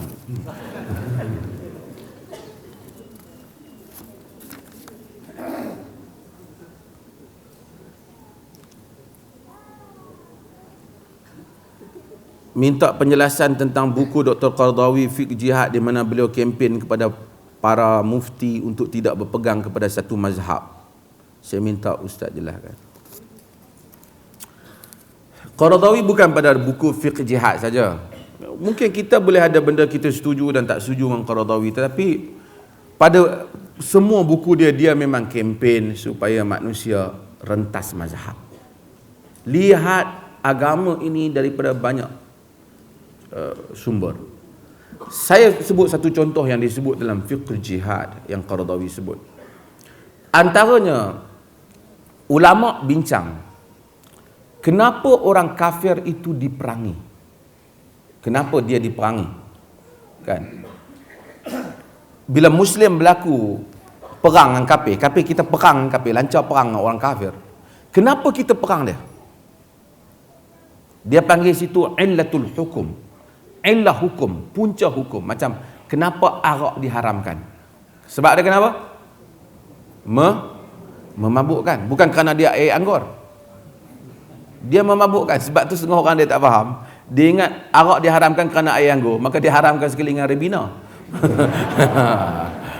Dia bukan kerana air anggur. Kalau air zam-zam campur dengan kurma tamar Nabi, macam dia kata tu kan, bukan tamar apa, tiba-tiba mabuk, dia haram pasal dia memabukkan. Air rambutan rendam pun kalau mabuk haram, walaupun dibaca padanya 3 surah, dia tetap haram pasal dia memabukkan. Dia panggil illah hukum, punca hukum. Apa pasal orang kafir diperangi? Ulama ada 2 aliran. Majoriti aliran, khususnya dikepalai oleh mazhab Abu Hanifah, kata puncanya ialah kerana hirabah. Puncanya kerana dia melancarkan pemusuhan. Artinya kalau orang kafir yang tak lancarkan pemusuhan, tak boleh. Allah kata la yanhaakumullah 'anil ladzina lam yuqatilukum fid din wa lam yukhrijukum min diyarikum an tabarruhum wa tuqsitu ilaihim. Tuhan tak larang kamu buat baik kepada orang yang tak memerangi kamu daripada agama kamu dan berusaha mengeluarkan kamu daripada kampung halaman kamu. So kita kalau orang bukan Islam yang tak ada masalah, kita boleh bagi sedekah kat dia, kita tak ada masalah, kita tak perangi dia. Kita bukan perangi dia kerana dia kafir, tapi kita perangi dia kerana dia melancarkan pemusuhan. Tapi dalam mazhab Syafi'i, Imam Syafi'i, dan juga disokong pendapat ini dalam mazhab Az-Zahiri, Ibn Hazmin umpamanya, menyatakan punca orang kafir diperangi kerana dia kafir. Artinya identiti kafir itulah yang menyebabkan dia diperangi, bukan kerana pemusuhan. Jadi ada 2 mazhab. Qaradawi kata dalam Fiqh Jihad, pasal dia tanya hukum. Qaradawi kata saya mencadangkan kepada ulama-ulama Syafi'i dan menggesa supaya jangan menerima pandangan ini. Kerana kalau pandangan ini diterima, dia boleh memberikan kesan yang negatif. Dan mungkin orang boleh menghalalkan membunuh orang kerana dia kafir. Walaupun kita tahu akhirnya kesimpulan daripada qaul Imam Syafi'i lain, kita tak nampak menjurus kepada makna tu, tapi itu yang dia sebut. Kerana dia kafir, dia diperangi. Jadi perlunya manusia tidak terikat dengan satu mazhab. Ini bukan Wahabi. Ini wasabi. Sejenis makanan daripada Jepun.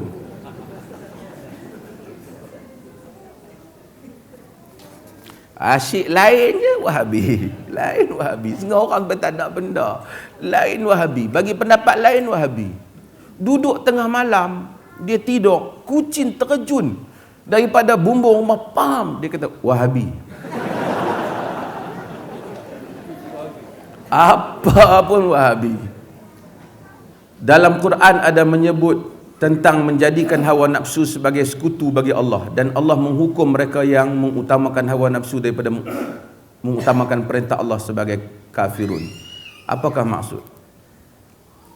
Manusia jadikan, Quran kata afara'aita man ittakhadha ilahahu hawa. Kamu tak lihatkah orang yang menjadikan hawa nafsunya sebagai Tuhan? Manusia mungkin terpengaruh dengan hawa nafsunya, tapi apabila dia mengikut hawa nafsunya 100%, sehingga membelakangkan tauhid, membelakangkan kebenaran kerana hawa nafsunya, artinya hawa nafsu memang dah menduduki makam Tuhan dan dia kafir. Terdapat setengah orang yang pergi menunaikan umrah terlebih dahulu berbanding menunaikan ibadah haji. Soalannya, manakah yang lebih utama laksanakan? Kalau dia ada duit, dia boleh pergi umrah, kemudian dia pergi haji, tak ada masalah. Cuma kalau dia terhad wang dia hanya banyak ni je duit dia, dan kalau dia pergi umrah, dia tak boleh pergi haji, maka hendaklah dia pergi haji dulu. Dia simpan duit tu untuk pergi haji.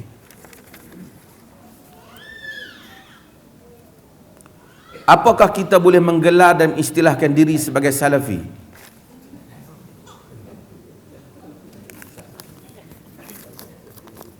Tuan, tak payahlah buat nama-nama ni.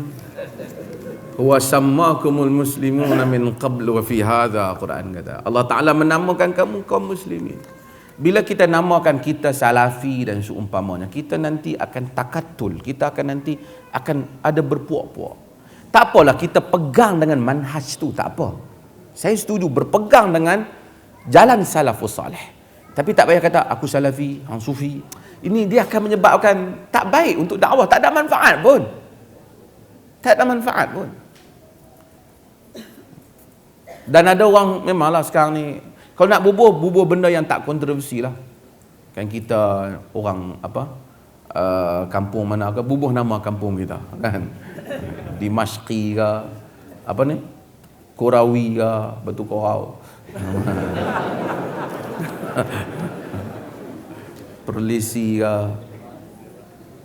Amnawi ke, tak boleh. Tu parti-parti pun tak payahlah, Pasi ke apa semua. Apa pendapat Ustaz Patubari tentang harga barang ketentuan Tuhan? Saya ingat saya dah tulis artikel bacaan tu. Mungkin maksud dia betul, mungkin maksud memanglah semua benda ketentuan Tuhan, tapi ni bukan dia lah, saya cerita bab lain, tak usah masuk bab dah. Saya nak cerita kita ada benda betul kita cakap, tapi kita pergi pasang tu tempat tak kena. Ni bukan umum, ni cerita umum. Bila kita pasang tak kena, dia akan memberikan benda yang salah lah, kan? Saya buat contoh. Walaupun entah boleh defend benda, kita boleh defend benda tu. Sebab tu Ali bin Abi Talib bila tengok Khawarij sebut perkataan inil hukmu illa lillah, tidak ada hukum melainkan hukum Allah, Ali kata kalimatul haq urida bihal batil, kalimah yang benar tapi maksudnya batil. Memang hukum-hukum Allah, tapi Khawarij guna benda tu untuk nak kata Ali kafir, Muawiyah kafir kerana hukum hampa bukan hukum Allah. Jadi dia letakkan slogan tu memang betul, tapi tujuan tak betul. Saya kalau nak buat pada contoh, mungkin dia maksudkan benda lain, mungkin ada keuzuran dia yang mungkin saya rasa dia lebih tahu. Tapi harga barang ketetapan Allah, memang semua benda mati hidup Allah tetapkan. Kita pergi ni air mineral harga katakanlah RM1.5. Kita pergi satu kedai, dia jual kat kita RM4. Kata mahal ya. Pasal apa you jual mahal? Dia kata Allah dah naikkan harga barang. Dan harga barang ketetapan Allah. Orang boleh tala'ub, orang boleh main. Kalau satu orang bunuh orang, siapa yang menghidup dan mematikan? Yuhyi wa yumit. Siapa yang menghidup dan mematikan? Allah. Tapi tak boleh satu orang pergi bunuh, dia pergi depan hakim. Hakim, sebenarnya dia telah ditetapkan Tuhan mati. Ajal dia. Saya bukan malaikat maut. Tapi dia mati, cuma saya pancung je. Kita tetap kena. Semua benda berlaku dengan izin Allah. Karena kalau Allah tak izin, Firaun pun tak boleh lawan Nabi Musa. Bukan semua yang Allah izin, Allah redha. Kita kena clear. Allah izin sebab sistem alam. Dia buat di alam ni, siapa yang nak minum air, dia bagi air. Siapa yang nak makan, dia bagi makan. Walaupun setengahnya, dia sekat di atas kehendak-kehendak dia. Siapa yang cari petunjuk, dia bagi petunjuk. Siapa nak sesat, dia bagi sesat. Tapi bukan semua. Dia redha kita sedekah 1 juta untuk masjid, tapi bukan semua kita dapat ada 1 juta untuk sedekah di masjid. Dia redha, tapi dia tak izin. Bila dia redha, dia tak izin, dia bagi pahala kepada kita kalau kita ada niat yang itu.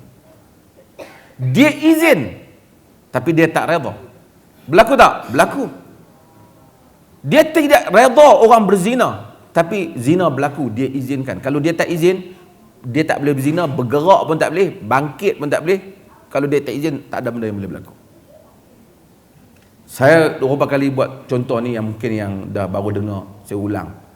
Dalam hidup kita, Allah masalul a'la, Allah bandingan yang maha tinggi, tak boleh dibandingkan, tapi nak faham. Dalam hidup kita pun sama.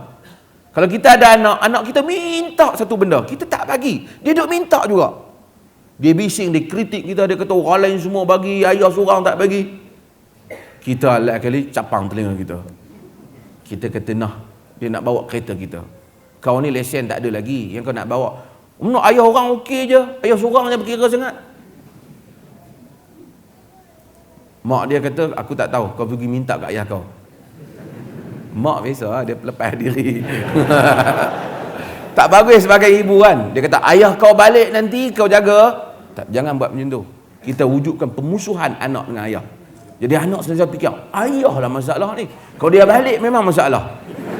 Pasal mak duk ada, tak mau nak marah, dia dah bubuh kat ayah dia. Jadi ayah sentiasa jadi Batman di rumah. Bukan Batman tu. Sentiasa bad guy. Dalam rumah tu, oh ayah ada macam.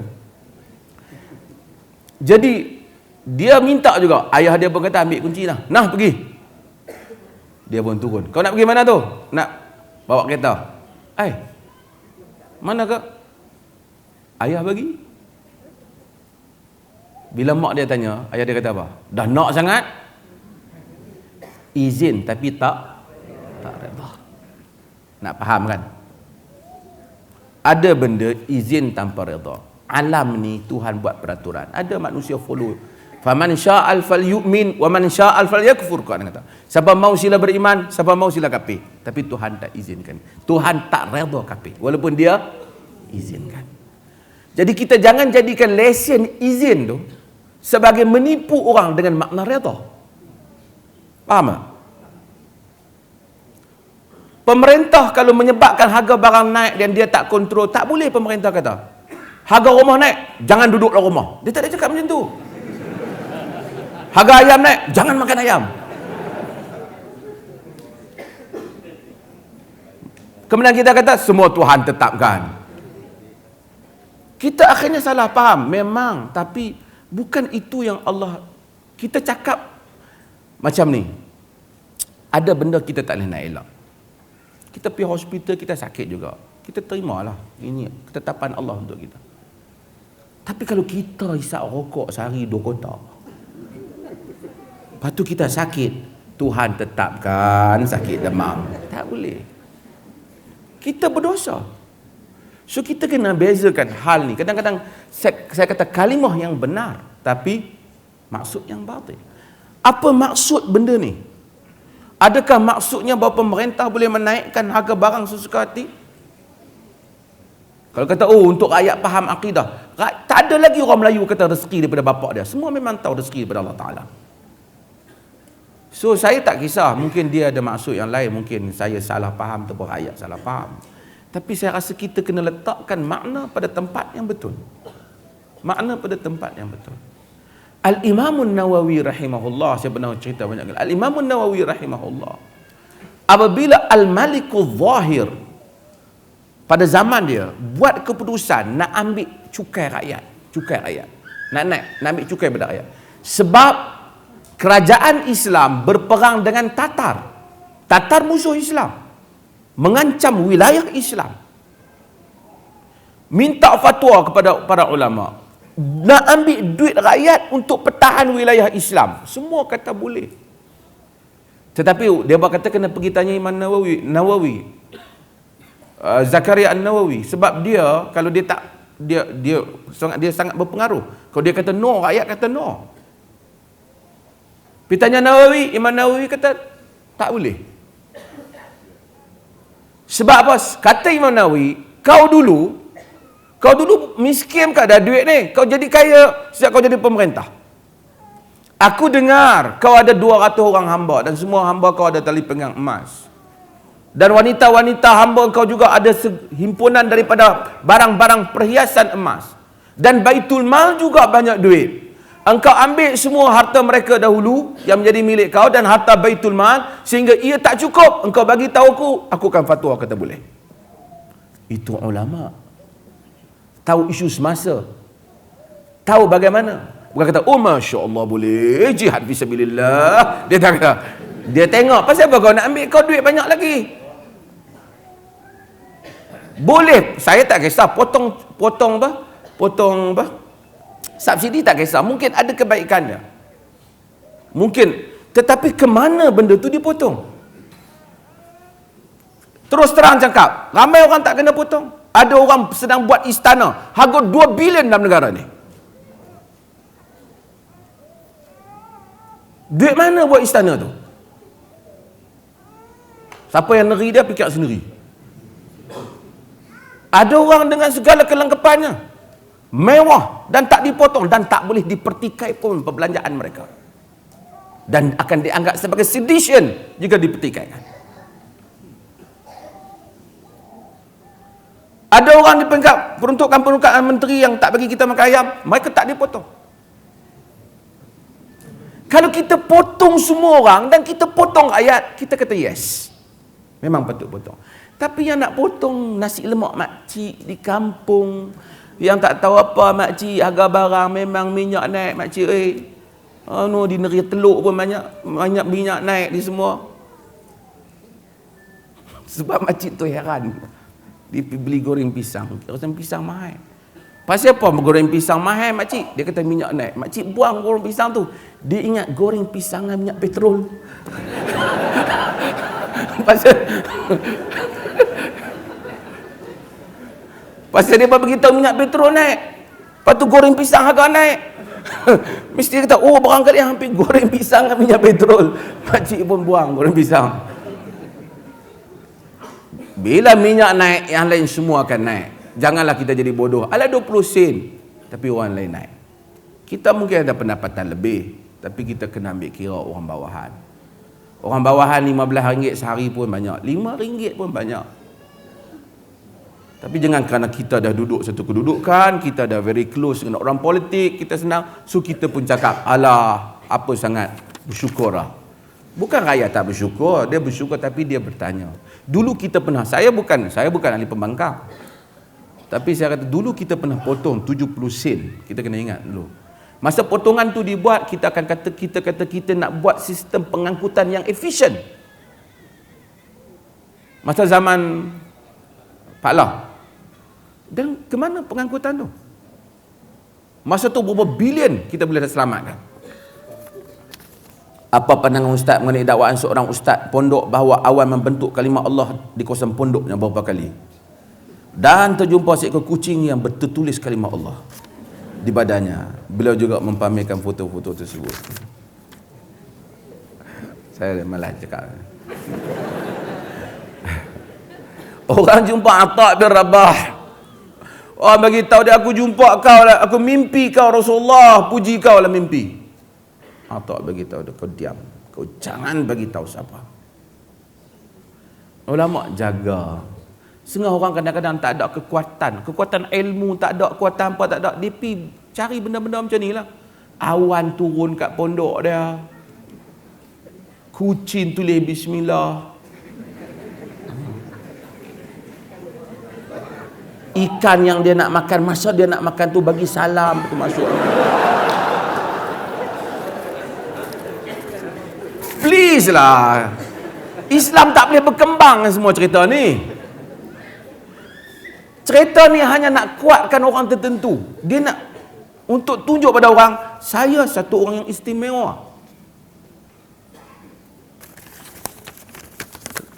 Ada orang cerita saya, ada satu orang untuk apa nah, wali mana lah, kan ramai wali-wali duk main kat Malaysia ni, wali tu wali ni. Dan saya pernah cerita tuan-tuan kan,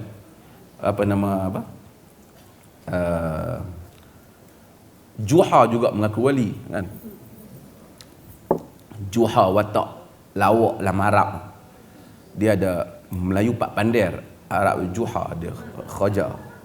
Dia mengaku wali, saya wali. Orang tanya dia, apa bukti kau wali? Aku kalau panggil pokok kurma tu mai, dia mai.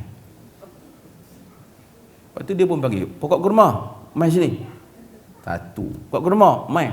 3 kali tak mai, dia bangkit, dia pergi duduk kat bawah pokok kurma. Orang ikut dia pasal apa? Dia kata wali-wali ni dia warak dan tawaduk, rendah diri. Kalau dia panggil orang tak mai, dia pi. Tak apa. Jadi dia rendah diri, aku wali ya kata. Ramai mengaku wali. Tang wali ni kau okey. Ada orang menolak riwayat sirah yang diriwayatkan oleh Ibn Ishaq dan Ibn Hisham sebab mereka cenderung kepada sedikit pahaman Syiah.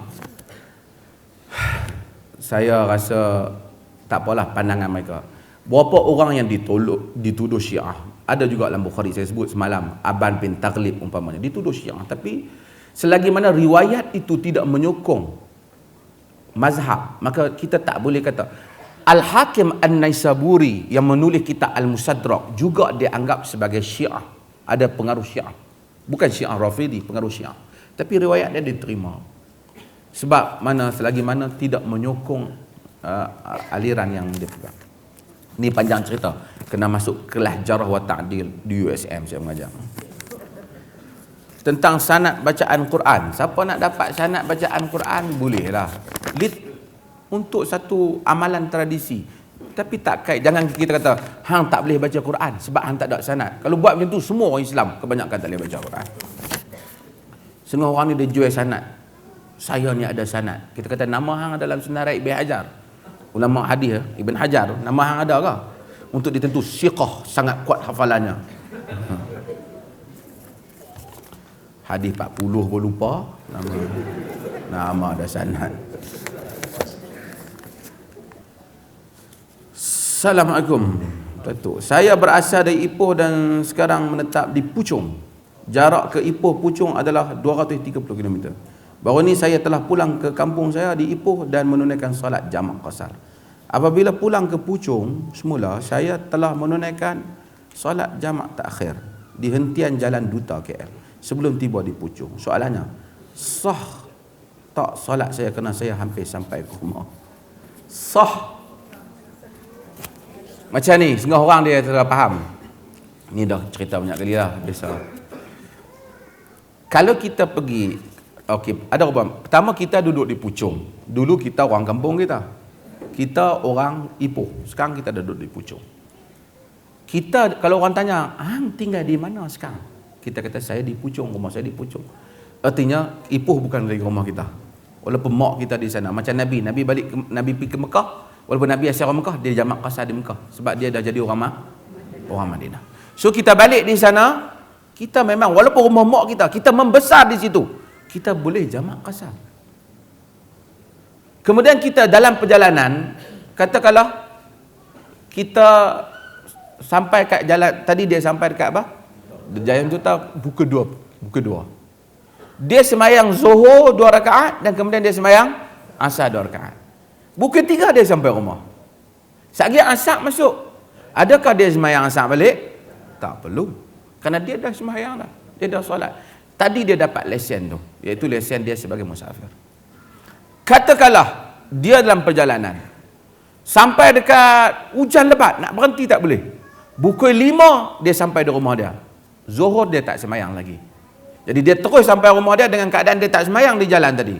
Boleh tak ada jamak takhir? Boleh. Tapi oleh kerana dia dah sampai rumah, dia tidak musafir lagi, maka qasar, peruntukan qasar dah tak ada. Maka dia semayang Zuhur 4 rakaat dan dia semayang Asar 4 rakaat. Semua dah tahu. Champion. Kulihat Abdul Rahman bin Auf masuk syurga perlahan-lahan merangkak. Hadis riwayat Bukhari. Siapa kata hadis ni riwayat Bukhari? Tak. Hadis ni disebut dalam Musnad Ahmad, tapi rawinya dhaif dan tidak boleh dijadikan hujah. Abdul Rahman bin Auf yadkhulunal jannah habwan, ini bukan hadis Bukhari. Kalau lantai tempat orang lalu lalang yang tidak kelihatan najis, adakah sah bersolat di situ? Sah. Kita jangan andai, mungkin anjing, jangan duk andai. Kita kira benda yang zahir, bersih-bersih lah. Kita bersih. Bahkan kita kadang-kadang, sebab tu Sayyidina Umar pernah dia nak ambil wudu dalam satu kolam. Ada orang budak yang ikut dia tanya, jumpa orang, ni kolam ni bersih? Umar kata, kau tak payah jawab, aku nak ambil wudu. So kadang kita nampak bersih, bersih lah. Kan, kita tak payah nak cari, tak payah. Agama tak suruh kita takalluf dalam hal itu. Agama. Saya seorang anak muda yang sering ditolak ke hadapan. Jangan tabah buat itu. Untuk menjadi imam, ingat tolak gitu ya. Tahu Gus Dur dia tak ada, dia buta. Kan dulu orang buat tuntutan kat dia. Gus Dur mundur. Dia tak nampak. Dia kata ke depan saja mesti dipimpin, bagaimana mau mundur. Orang mundur tu so dia letak jawatan. Untuk menjadi imam surau pejabat saya kerana saya dikatakan punya bacaan yang sedap, masya-Allah. Menurut warga senior di pejabat saya, adakah saya perlu mengurangkan kemerduan surut bacaan saya? Kerana pujian yang diberikan oleh senior-senior. Senior tu lelaki perempuan? Tak apalah. Bacaan yang sedap, Nabi suka dengar bacaan. Nabi suruh Ubay bin Ka'ab baca. Orang yang sedap baca Quran dan orang dengar dan tak. Kita jaga diri kita lah supaya kita tak sombong dan seumpamanya. Ada masa manusia sombong, tapi dia boleh baiki. Kata Al-Imam Az-Zahabi, masa awal kami menuntut ilmu, kami kurang ikhlas. Lama-lama Allah bagi ikhlas. Yang dengan syarat kita sentiasa berterusan. Selepas mengecat rumah, saya basuh tangan dan yakin hilang semua cat di anggota saya. Selepas solat, baru saya perasan ada cat yang tertinggal di anggota solat. Perlukah saya ulang solat? Bagaimana pula jika keadaan berlaku? Tapi kali ini bukan cat, tapi najis haiwan dan anak. Okey. Ada dua pandangan mazhab dalam hal ni. Satu, dia kata lagi waktu masih ada, maka kita cuci dia dan kita salat semula.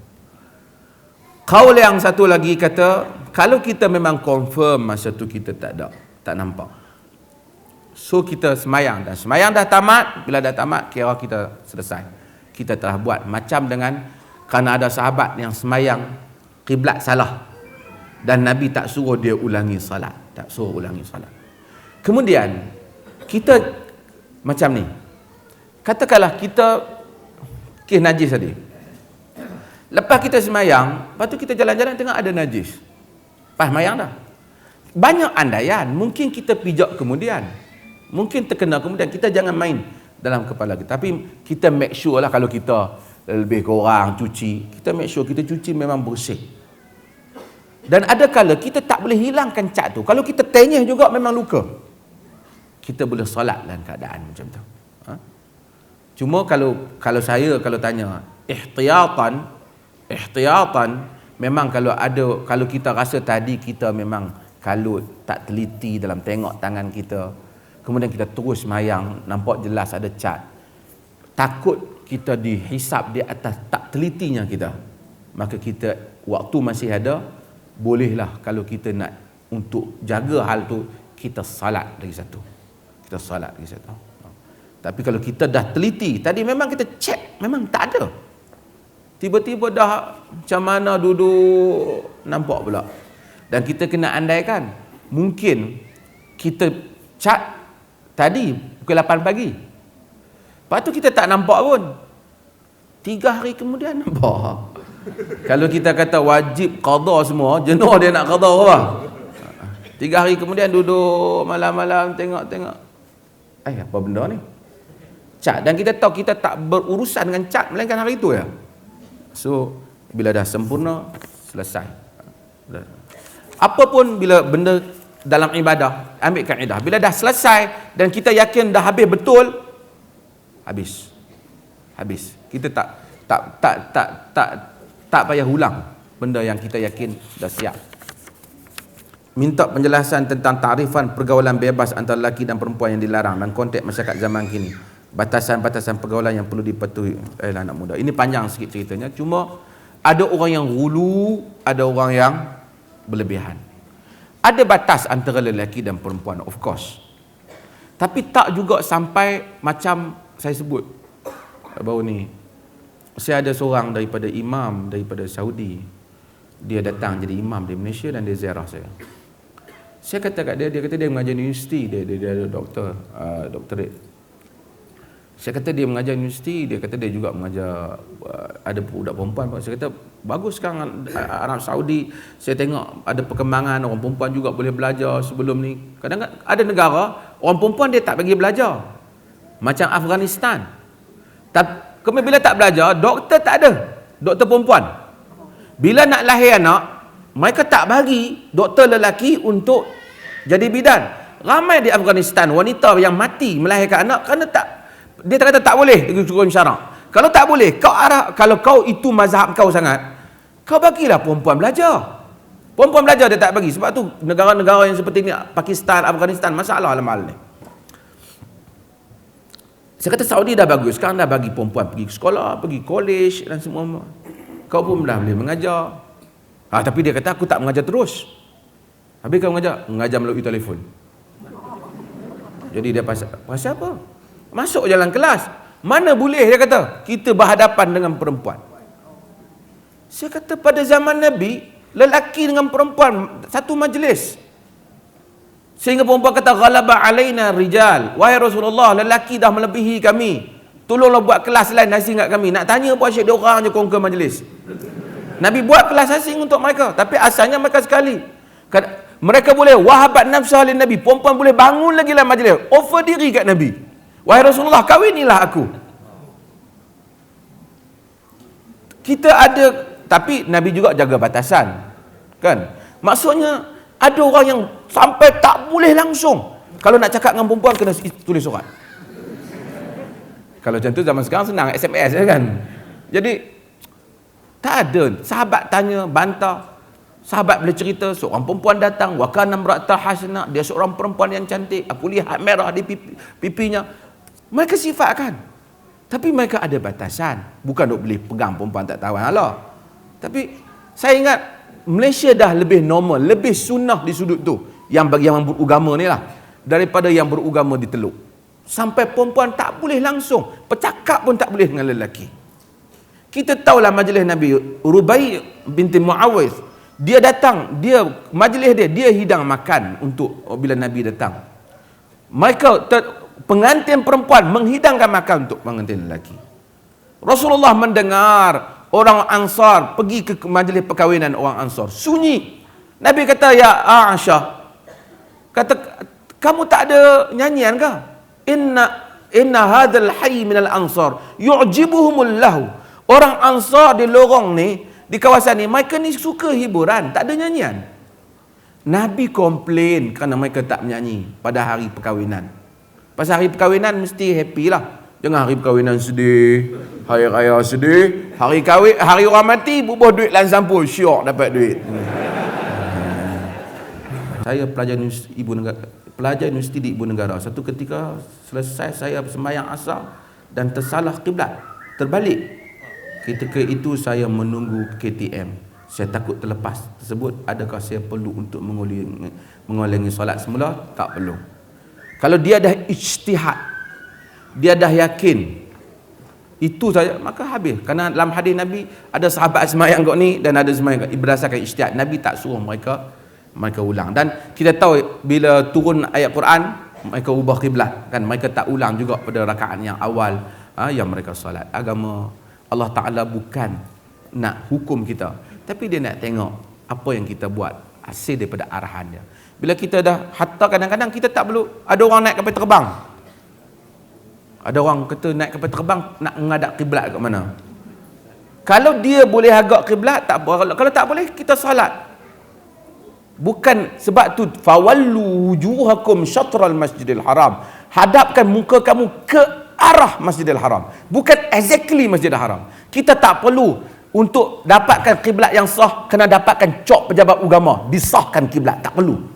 Ini benda tak dibuat oleh mana-mana zaman, melainkan di Malaysia hal itu berlaku dengan ajaib sekali, sehingga bila nak sembahyang tak ada cop yang sah. Fawallu wujuhakum syatral masjid, hadap muka kamu ke arah Masjidil Haram. Mungkin kadang-kadang kita terlari 2 degree di sini, dia akan pergi mungkin banyak darjah kat sana. Tapi it's okay. Allah kata zaman dulu bukan ada kompas. Orang hadapkan wajah ke arah Masjidil Haram. Kalau kita dah hadapkan wajah ke arah Masjidil Haram dan kemudian kita dapati kemudian kita tersalah sedikit dan seumpama kita naik kapal terbang, tak mungkin nak belah exactly. Tak suruh kata pilot ni junam sikit pasal saya nak tak usah buat bodoh betul. Kita naik kenderaan tak boleh hadap ke arah kiblat. Agama, idza amartukum bi syai'in fa'tuhu mastata'tum, kata Nabi. Bila aku perintahkan kamu dengan sesuatu, datangilah dengan kadar yang kamu mampu. Itulah kadar yang kita mampu kita buat. Wa sallallahu ala nabiyyina Muhammad walhamdulillahi rabbil alamin.